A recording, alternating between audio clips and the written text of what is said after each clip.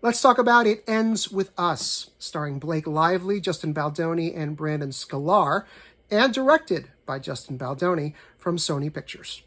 As always, this review will be spoiler-free, but if you prefer to see the film before hearing any commentary about it, please feel free to drop a like here, then close the video out and come on back once you've seen the film. It Ends With Us is based on the novel of the same name by Colleen Hoover. Now, I haven't read that novel, so I'm coming at this review just with the film in mind. I really can't speak to how well the film adapts the source material, except to say that I was in a screening with a number of people sitting behind me who had seen the film, and they said it adapts the material pretty faithfully. So take that for whatever it means. I'm going to focus entirely on what the film does in and of itself. First and foremost, I think the film is extremely well acted. Okay, let's get that out of the way right now. It starts with Blake Lively, who in playing Lily Bloom delivers, I think, one of her most memorable performances. The role calls upon her to deliver a real emotional range as Lily undertakes this extraordinary and really tumultuous roller coaster ride of an emotional journey. And we're riding shotgun right there with her. And she's supported throughout the whole thing by strong performances from Justin Baldoni and Brandon Sklenar.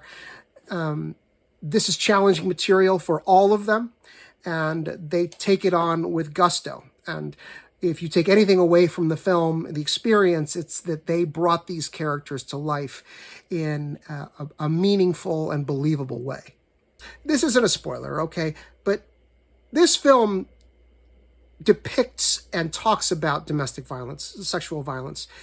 That is an extremely difficult subject to talk about and to treat on film. So kudos to this crew and to this team for tackling this material in the first place, because obviously it needs to be talked about, especially from this perspective. The film is very compassionate, very respectful towards survivors, and ultimately very optimistic about survivors of these situations. Did I find issues with the way that the film is put together? Sure. I had issues with the way the flashbacks are used through the first and second acts. I found them at times to be intrusive, a little jarring, and certainly they interrupt the flow and building of dramatic tension as the movie goes on. I also had some issues with the way that the film ends.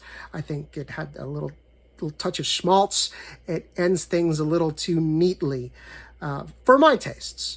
But overall, I want to give a lot of credit to this cast for taking on this kind of difficult material, to this director for approaching the film in this way to keep it feeling like you're reading a novel, and you're coming to realizations at the same time that the main character is.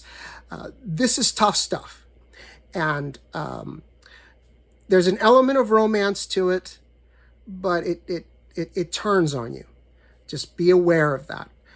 It Ends With Us is rated PG-13 for scenes of domestic violence, some sexual content, and strong language, so please be aware of that.